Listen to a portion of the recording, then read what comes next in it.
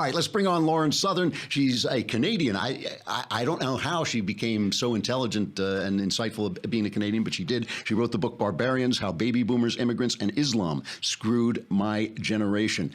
She rose to fame first at Rebel Media with, I'm on there. They interview me all the time, this Rebel Media. Ezra Levant, yeah. She is now, she even ran for office. She's done all these kind of pranks where she has gone on to what did she do? She went to a feminist march and declared herself. She had herself declared a man. That's what she did. Yes, I'm sorry. And she always puts all these things up, why she's not a feminist and all this stuff. She was in England shooting a documentary, Fortress City, about the changing face of London since mass terrorism. Let's play the interview. Lauren, thank you for being here. Thank you for having me. So let's just start with you, because I'm always interested in the journey that people take to get to a place where they are basically at war with the mainstream. I mean, whenever you take the positions you've taken, it's going to get you in trouble with the mainstream. So I'm always interested in how people got there. Did you start out as, I'll call you a conservative. I know you're kind of a conservative libertarian. Did you start out there, or did you have to take that trip? Well, I can thank where I am now to wonderful parenting. Unlike, I guess, unfortunately, a lot of millennials, when I got home from school every single day, my father would start the drive home by asking me what I learned. And instead of just saying, that's great, he would ask me questions to follow up. Oh, are you sure feminism is the best ideology? Are you sure that that's exactly what happened historically? And he gave me this nasty bug of being forced to ask questions about everything. And it ended up getting me in a lot of trouble in school and university. I became the little devil's advocate in the class. And always being on the hot seat in the classroom, challenging the teachers, kind of drove me to love being the devil's advocate and asking the tough questions, which is what got me in this situation now. So my dad can't complain about me running around no-go zones and getting myself in trouble, since he caused this. He did this to me. Good, you can blame him. Now, you started out, you kind of were associated with the alt-right, which I know is kind of a loose phrase that people use. Right. But you were connected to Milo and everything like that. So do you consider yourself part of the alt-right? Well, here's the thing. It's funny. I won't label myself anything. I am what I am. But the alt-right rejects me because they don't think I'm not a white nationalist. So I'm rejected by the alt-right in a lot of cases for that. But the alt-light also rejects me because I will have discussions about the importance of homogenous societies. And I will have discussions about how I do think that Germany should remain a majority German. I do think that my homeland, Denmark, should remain a majority Danish, right? So I'm kind of in this middle ground where I'm just willing to have logical discussions, I think. And if that offends you, and if that makes me a crazy Nazi, I'm not, but people will call me what they call me. Have you broken? Are you still connected with Milo? Have you broken with him, or do you still think he's kind of going in the right direction?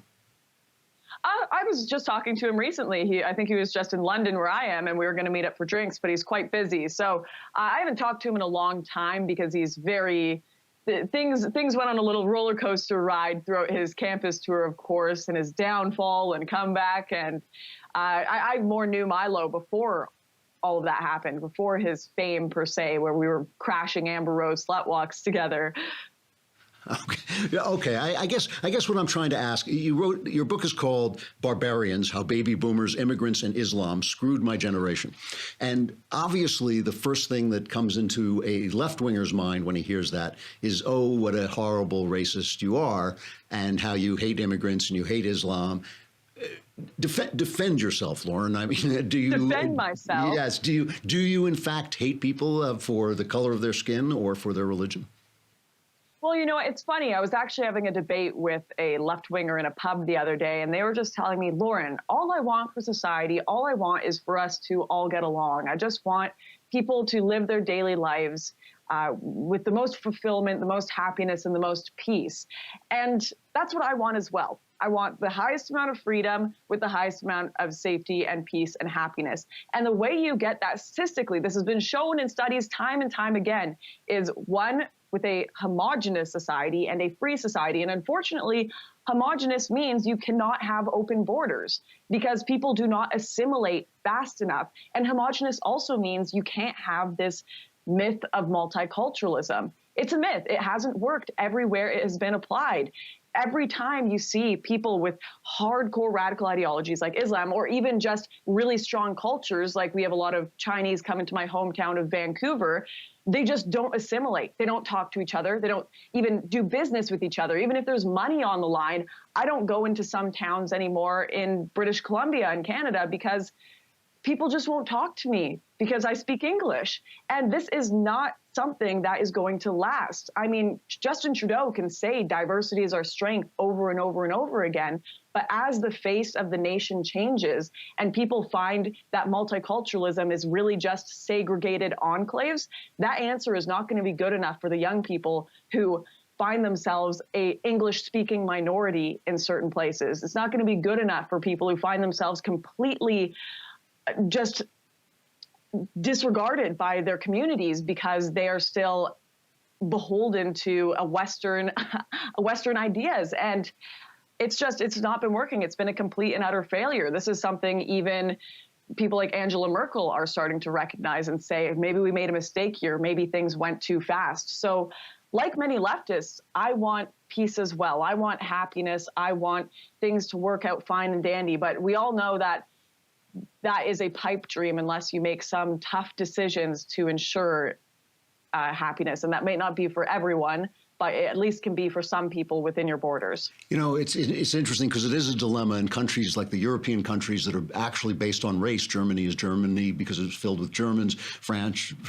because it's filled with Franks, and English because it's filled with Anglo-Saxon people. They actually have some argument for keeping a majority of a certain race. Here in America, where we're based on a creed, we have an argument for keeping our country a majority of one creed. It's entirely possible, as committed as I am to secular government and religious freedom, it's entirely possible that you can have a religion that is so antithetical to the American creed that we have to limit the number of people who can come in holding that belief system. It is a shame, but it's something that we have to look at.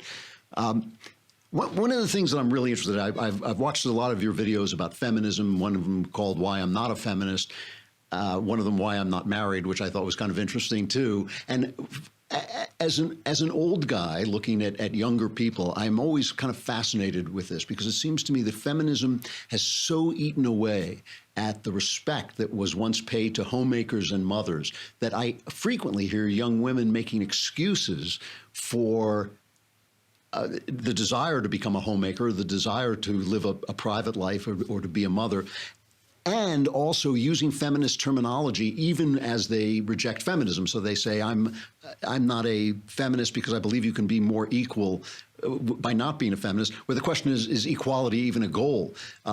So where are you now in this? I mean, would you still say you're not a feminist, and why not?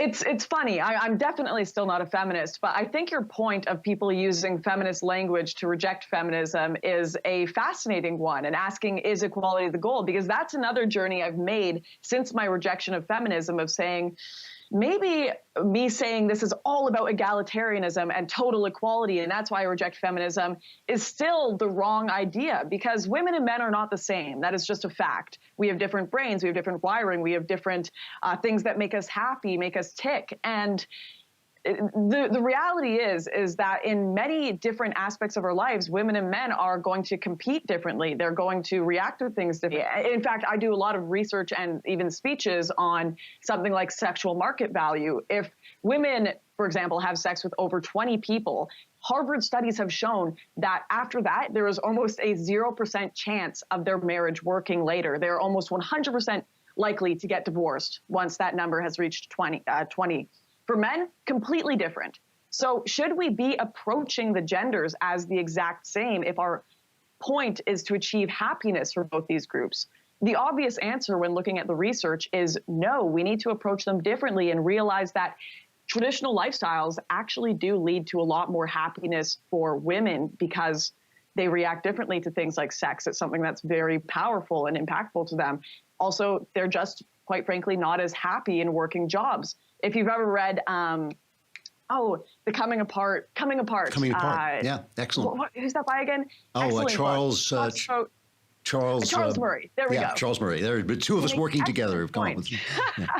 excellent points about how, when polled, women show they are the happiest as homemakers. And as a young girl, when you've had so much Marxist propaganda, feminist propaganda, all of Hollywood telling you the best thing is to be a businesswoman or a lawyer or whatnot, that sounds great, but it's leading you down a path of sadness. And that's just statistically true. Women who reach 30 and are lawyers typically drop out of the field because it doesn't fulfill them or they can't compete. And as much as people may hate to admit that, because we just have this god of egalitarianism, this god of equality, that we must reach it at all ends, even if it makes people miserable, eventually it's going to get to this point where I think that actually the younger generation are watching women like myself and millennials and people like Miley Cyrus on their TVs just hit this stage of misery where there's no meaning to what a woman is. There's no meaning to femininity anymore. And they're just sad and lonely and don't have children or a family around them. And they're going to reject a lot of this and go back to kind of the traditional lifestyle. But it's really sad because a lot of this Marxist propaganda, the stuff you see in magazines, it's playing with people's lives. It's playing with women's happiness. And as it may seem frivolous to just write an article about, oh, I'm perfectly happy being a lonely single woman in my 30s. It's not, because you may actually convince a woman to go down that path, and it's going to be difficult for her to compete with 20-year-old women. She's not going to be able to find a good husband at that age, and she's going to be miserable, statistically speaking. And it's very, very sad. I've always thought the big mistake that feminism made was, while attacking men, they basically took on male values of work and of even of fame and of the kind of success that men hunger after. They hunger after those things because it helps them find women. That's why. And for women to take those on, I think, basically guts the true meaning of their life. That's the way it seems to me looking at it. But I'm not here to tell anybody how to live. What happens when you look at, you famously, you went to a women's march with a sign that says there's no such thing as rape culture. And which was taken away from you. When you're looking at the sex scandals that are going on here in America, and everybody being exposed as having chased women around the room, and basically women in Congress can't get into an elevator without getting attacked by congressmen, do you think maybe you were wrong? Is there a rape culture?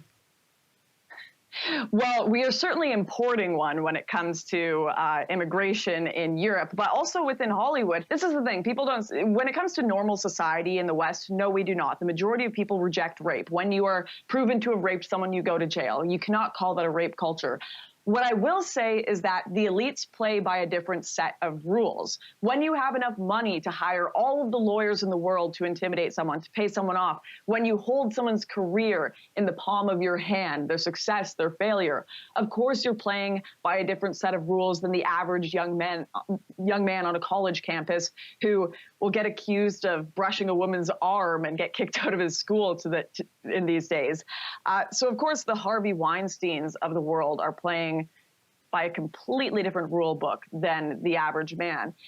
But I do think it's very interesting watching Hollywood just fall apart this way, because we're learning a new lesson that every generation seems to have to learn. I swear our ancestors are just rolling in their grave and smacking their forehead, because we always forget how powerful sex is. Yeah. We always forget just how much it impacts us psychologically. That Sodom and Gomorrah, all these different lessons throughout history that told us, no, this is a very impactful thing on more than just a one-night stand for that however long it may be time period. That affects your mentality going forward. That affects your emotions. That affects, people don't even see the obvious things these days, like pregnancy and single motherhood, which are terrible for children to be in a single mother home. And I think we're really starting to get a grasp on how powerful sex is and why some of these traditional institutions like marriage and waiting for marriage, or at least just being with the person you love and not everyone, why we had these more traditional viewpoints and a taboo around sex, because it's something that impacts people for their whole lives. And like I was saying, the studies showing women failing in marriages later because of all the people they've been with. We've really just thrown all these things to the wind, and our generation is discovering the hard way why we had these traditions. No question about it. I'm running out of time, and I want to ask you, you have talked about, your book is called Barbarians, How Baby Boomers, Immigrants, and Islam Screwed My Generation, and you're actually in England reporting on some of the stuff that's going on there. What are you doing in England? Well, I've been doing a bit of filming all around, but the biggest thing I'm working on is just a mini doc called Fortress City is what it's called. And it's about the changing face of London since mass terrorism happening more and more often because of mass immigration. And just the other day, I got caught up at Oxford Circus in a mass panic, thousands of people running through the street away from what they thought was a terrorist attack. Turns out it was only two people arguing in the street at Oxford's Circus station. And people are so on edge, so afraid that they started screaming and running, thinking they were going to get shot, that they were going to get blown up. If that happened in Japan, if there were an argument, people would pull out their phones and they'd go film it. If that happened in Canada, people would maybe try to break up the fight and continue their day. But London, this whole city is on edge. They've got barriers built up. Buckingham Palace even has these disgusting giant yellow gates to stop a giant truck from ramming through it. And this is unlike anything we have reference to in history. This is a battle within the gates, and they are inviting the enemy in. It's absolute insanity. And all you have to do, I guess, is look to Israel, really, for what the future of European cities are going to be. It's really, really interesting. I lived there all through the 90s. It was a tremendously safe city, even though we were going through a bombing campaign from the IRA. The IRA would call people to warn them before the bomb went off so nobody got hurt. Lauren, thank you very much for coming on. I'm out of time, but I hope you'll come back and talk again. Really interesting to hear where you're coming from, and I look forward to seeing the film. Oh, that's it. They didn't let us say goodbye.